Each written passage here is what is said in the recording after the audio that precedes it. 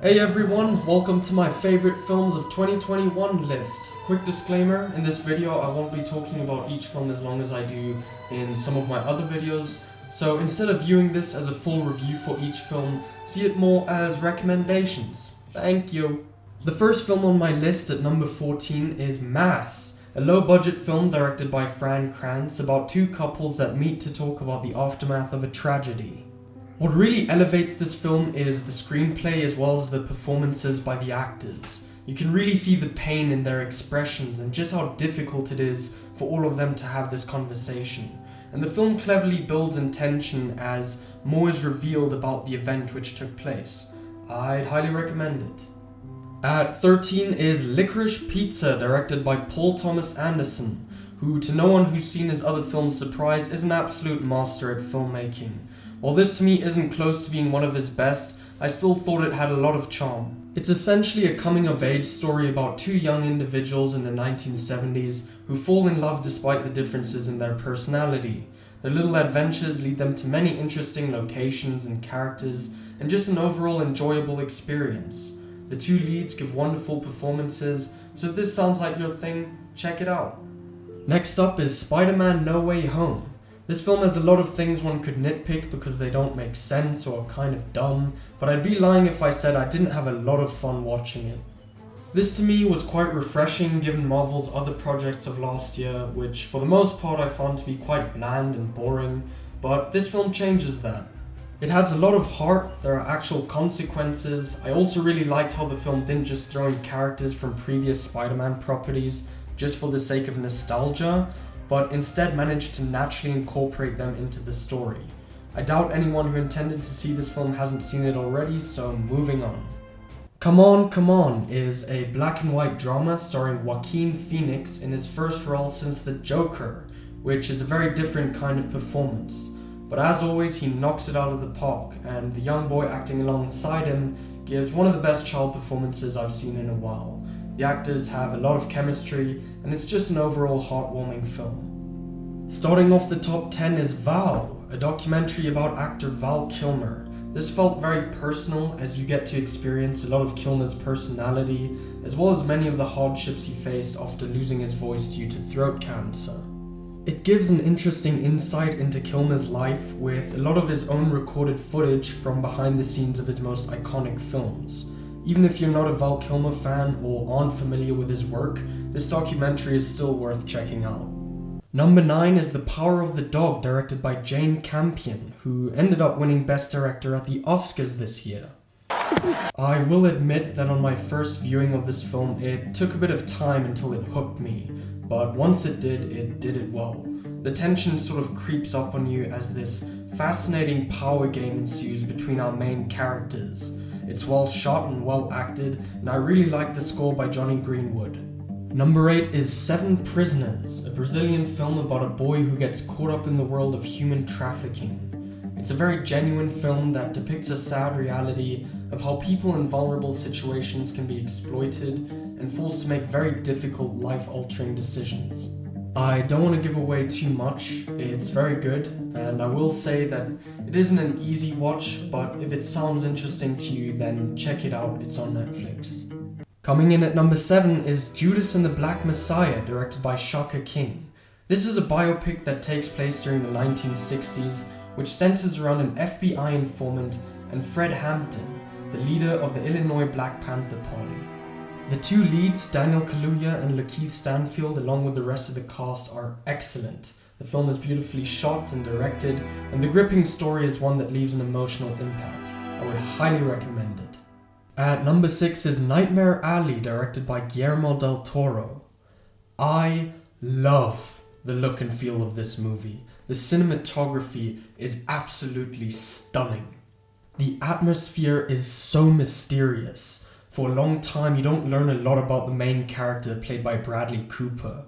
He's this guy who, when we meet him, is clearly running from his past, and he joins a carnival where he's drawn into the world of mentalism, which he appears to have a natural talent for, and from there things become quite interesting. This is a film that instantly managed to draw me in. The lighting, the production design, the mystical, haunting tone, all add beautifully to the experience. At number 5 is The Humans, a drama about a family who come together to celebrate Thanksgiving. The apartment in which the film is set in is very well realized in that you get a good feel for the environment. Even though this is technically a drama, the filmmaking techniques often convey that of a horror film, which was very effective as we learn more about the insecurities and anxieties of the characters. It's well written, the actors do a good job, the character dynamics are interesting, and the film overall is both funny and filled with tension. Number 4 is Titane, a French film directed by Julia Ducournau. If you like weird movies as much as I do when they're done right, then this film is going to be right up your alley. It centers around a woman who has sex with her car, gets pregnant, kills a few people, and shaves her hair and pretends she's a boy. Yeah, so trying to explain the plot is almost a disservice to the film because this weird description, and yes, the film is very weird and out there, but that's barely scratching the surface because it's actually about a lot more than that. There are so many deep themes about identity, acceptance, love, and insecurity that I think it's best going in with an open mind. It definitely isn't for everyone. It's quite a challenging watch. There's a lot of extreme violence and gore, but underneath the surface there's a lot to unpack. Personally, I think this film is awesome. Number 3 is The Worst Person in the World, which is a Norwegian drama / romantic comedy directed by Joachim Trier. The title of this film isn't meant to be taken literally, as it isn't about a terrible person so much as it is about a flawed individual who finds herself in confusing stages of her life.